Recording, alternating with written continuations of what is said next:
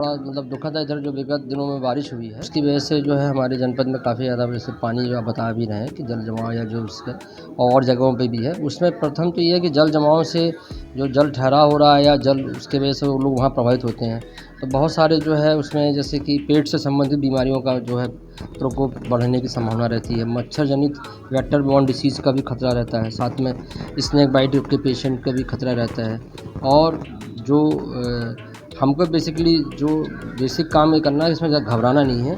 हमको साफ़ और स्वच्छ पेयजल का प्रयोग करना है और जो भी लोग इसमें कहीं कहीं प्रभावित क्षेत्र हैं वहाँ से निकल के सुरक्षित स्थानों पर जाने की आवश्यकता है। उनके रहन-सहन, भोजन-पानी की आवश्यकता वो हो रही है, हमारी सरकार कर भी रहे हैं, हमारे अधिकारी सब लगे हुए हैं, देख भी रहे होंगे आप। स्वास्थ्य की दृष्टि से सब जगह हमारे सीएमओ साहब की पूरी टीम, हम लोग के विभाग के हमारे जिला अस्पताल की टीम लगी हुई है। वो निरंतर उस पे एक सघन निगरानी करते हुए चिन्हित कर रहे हैं। वहाँ छिड़काव का भी काम चल रहा है और साथ ही साथ ये बात सत्य है कि बारिश बहुत ज़्यादा तेज़ हुई है, इसमें कोई दो राय नहीं।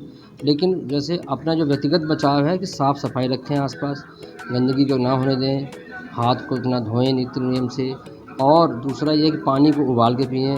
जो बाज़ार की खुली चीज़ें हैं उनका भोजन ना करें। यदि किसी मरीज़ को बुखार होता है तो चिकित्सक से परामर्श लेकर के उसका उपचार कराएँ। दस्त या उल्टी की शिकायत होती है या पेट से संबंधित कोई विकार होता है, उसके लिए तुरंत जो नज़दीकी जो हमारा सरकारी चिकित्सालय है, स्वास्थ्य केंद्र है, वहाँ जाकर के उसके संबंधित वहाँ चिकित्सक हैं, उनसे उपचार लें। किसी प्रकार की घबराने की ज़रूरत नहीं है। सरकार ने और हमारे विभाग ने और हमारे सीएमओ साहब ने, हमारे डीएम सर ने पूरी व्यवस्था चौकस की जिला अस्पताल इसके लिए पूरी तरह से तैयार है। हम सभी लोग पूरा सतर्क और अलर्ट के मोड में हैं और हम लोग तत्पर हैं मरीजों की सेवा के लिए। सर देख रहे हैं कि मरीजों की ज़्यादा संख्या डिस्ट्रिक्ट हॉस्पिटल में पूरा प्रेशर, बहुत प्रेशर रहता है डॉक्टरों पर। जी और ये स्टाफ एक्चुअली भी नहीं है। जी नहीं स्टाफ तो है। एक्चुअली इसका ये भी एक वजह है कि मरीजों का विश्वास बढ़ा है।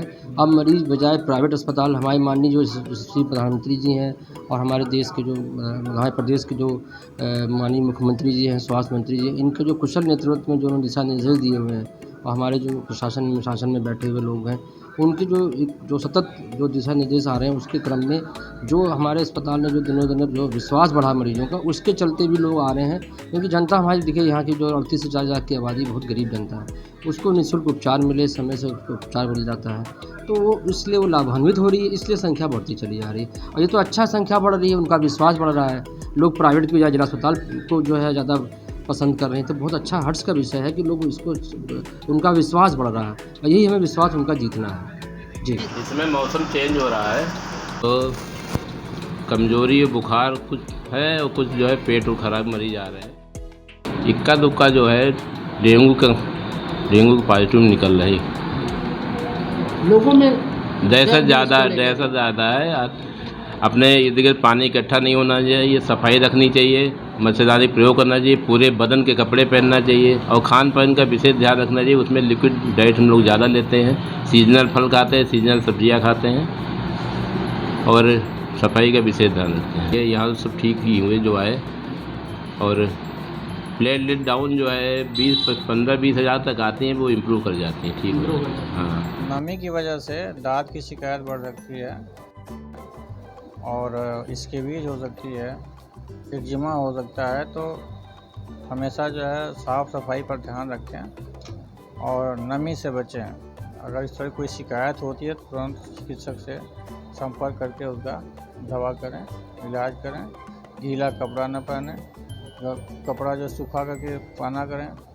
सफाई पर ध्यान रखें, खाने पीने पर ध्यान रखें, गंदी चीज़ें न खाएं, उससे अन्य बीमारियों का फैलने का खतरा ज़्यादा रहता है। ये एनसीडी क्लिनिक है, नॉन कम्युनिकेबल डिजीज़। यहाँ बीपी, शुगर, हृदय रोग, स्ट्रोक के मरीज आते हैं, उनका यहाँ इलाज होता है, काउंसलिंग होती है। क्या दिक्कत रहती है ऐसे पेशेंट को? ऐसे में जैसे किसी को मधुमेह की दिक्कत है या ब्लड प्रेशर रहता है, लगातार रह रहा है, तो यहाँ निःशुल्क दवाइयाँ दी जाती हैं और उनको और भी सलाह दी जाती है, ऐसे क्या खाना है, क्या पीना है, और टहलने की सलाह दी जाती है, योगा करने की सलाह दी जाती है। हृदय रोग के लिए भी यहाँ देखा जाता है। यहाँ ईसीजी हो जाती है, ईसीजी के बाद यहाँ डॉक्टर साहब दवाई लिखते हैं और तो यही सब यहाँ इन 4 बीमारियों के लिए इलाज होता है यहाँ। क्या नाम है आपका? मेरा अभिषेक मिश्रा अभिषेक जी। क्या है आप? मैं यहाँ फिजियोथेरेपिस्ट हूँ। ज़िले में अब तक जनवरी से लेकर के और ये 29 सितंबर यानी कल तक 103 हमारे पास टोटल केसेस डेंगू के रिपोर्टेड हुए हैं, जो कि एलाइजा पॉजिटिव हैं। इसमें हमारे BSL-2 लैब की भी रिपोर्ट्स हैं, मेडिकल कॉलेज और लोहिया की भी रिपोर्ट्स हैं। इसके अलावा कुछ मलेरिया के केसेस हैं। मलेरिया का कुल 8 केसेस रिपोर्टेड हुए हैं। स्क्रब टाइफस के 12 केसेस रिपोर्टेड हुए हैं। इन सभी स्वस्थ हैं। केवल 9 पेशेंट जो डेंगू के हैं उनका डिफरेंट हॉस्पिटल्स में इलाज चल रहा है, अभी वो अस्वस्थ हैं। हम लोग सभी पेशेंट्स पे नज़र रखे हुए हैं। जो भी डेंगू का केस हमारे यहाँ रिपोर्टेड होता है हमको नोटिफाई होता है, चाहे वो कार्टस से पॉजिटिव हो या फिर एलाइजा पॉजिटिव हो, हम दोनों में केस बेस्ड एक्टिविटीज़ करते हैं। हमारी RRT टीम डिस्ट्रिक्ट से भी वहाँ जाती है और इसके अलावा हर ब्लॉक पर एक RRT टीम बनी हुई है और तुरंत स्पॉट पर रश करके सोर्स रिडक्शन की एक्टिविटी उसके द्वारा की जाती है। फॉगिंग एंटी लार्वल एक्टिविटी के लिए हम नगर पंचायत और नगर निगम से संपर्क करते हैं। इसके अलावा गांव में प्रचार प्रसार की क्या करें और क्या न करें, इसकी भी हम लोगों को जानकारी देते हैं। मेडिकल कैंप्स लगवाते हैं अलग अलग गांव में, जहां पर फीवर के केसेस की क्लस्टरिंग रिपोर्ट होती है। उन मेडिकल कैंप्स में जांच, मलेरिया, टाइफाइड, इनकी जांच ऑन स्पॉट की जाती है। डेंगू और चिकनगुनिया के सैंपल्स हम कलेक्ट करके अपने BSL-2 लैब में भेजते हैं, जहाँ पर उनकी जांच हम करवाते हैं। तो अभी स्थिति ऐसी नहीं है, अभी बिल्कुल ठीक है। 103 टोटल केसेस रिपोर्ट हुए हैं डेंगू के। सर, स्क्रब टाइफस एक नई बीमारी आप बताए हैं, क्या? जनवरी से अब तक कुल 12 केसेस मिल चुके हैं। स्क्रब टाइफस एक बैक्टीरिया से होने वाली बीमारी है, जो कि एक छोटा सा कीड़ा होता है जिसको सिगर कहते हैं, माइट, उसके काटने से होता है। वो झाड़ियों में अक्सर रहता है। तो झाड़ियों की सफाई निरंतर होती रहती है। दूसरे डिपार्टमेंट से हम लोगों का सहयोग हमको मिलता रहता है। और अभी हमारा 3 अक्टूबर से लेकर के 31 अक्टूबर तक विशेष संचारी वहाँ भी चलेगा, जिसमें कि ये सारे क्रियाकलाप किए जाएंगे। लोगों से यही अनुरोध है, अक्सर बच्चे झाड़ियों में खेलते हैं और नंगे पैर होते हैं, तो उनमें ये लार्वा उनको बाइट करता है और इस तरह से बीमारी हो जाती है। इसमें भी बुखार एक प्रमुख सिम्टम है। बुखार है, सिर दर्द है, वोमिटिंग है। इसके लिए दवाइयाँ उपलब्ध हमारे यहाँ। एजिथ्रोमाइसिन और डॉक्सीसाइक्लिन एक वंडर ड्रग है, जो कि स्क्रब टाइफस के मरीजों को दी जाती है। और हम लोग जितने भी बुखार के मरीज़ होते हैं उनमें जो मेडिकल किट्स डिस्ट्रीब्यूट करते हैं, उसमें एजिथ्रोमाइसिन और डॉक्सीसाइक्लिन भी डिस्ट्रीब्यूट करवाते हैं। जैसे सर पानी भरा हुआ था, तो कहीं ना कहीं दिक्कतें थोड़ी सी बढ़ी, तो क्या अलर्ट रहने की ज़रूरत है, क्योंकि मच्छर पानी में ही रहता है?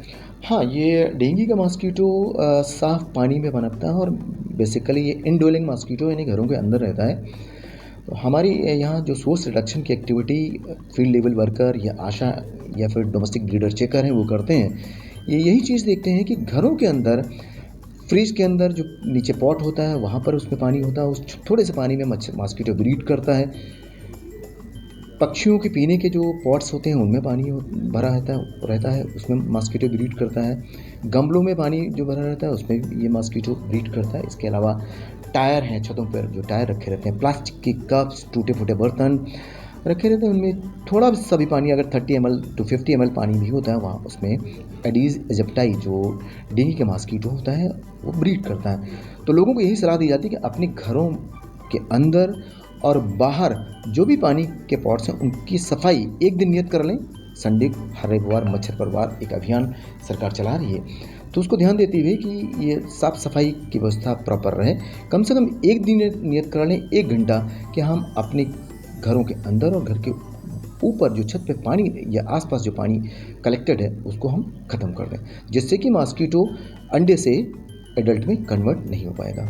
तो सर बताते हैं कि सुबह और शाम खासकर ये मच्छर काटता है, क्या ऐसा है? हाँ बिल्कुल, ये डेंगू का मॉस्किटो बेसिकली डे बाइटर है, दिन में ये अक्सर काटता है और ये नर्वस फीडर होता है। इसका पेट एक फीडिंग से नहीं भरता है, कुछ सेकंड्स के लिए आपके शरीर पर बैठेगा।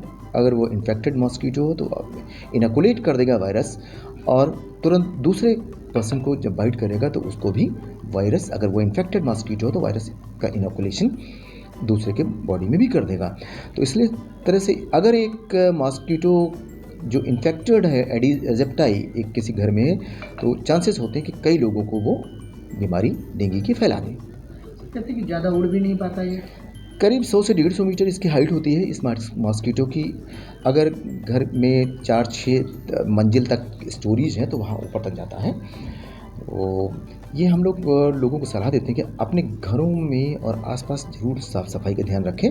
साफ़ सफाई होगी प्रॉपर, पानी का कलेक्शन नहीं होगा तो मॉस्किटो को ब्रीडिंग का प्लेस नहीं मिलेगा और ऑटोमेटिकली इनकी जनसंख्या कम हो जाएगी।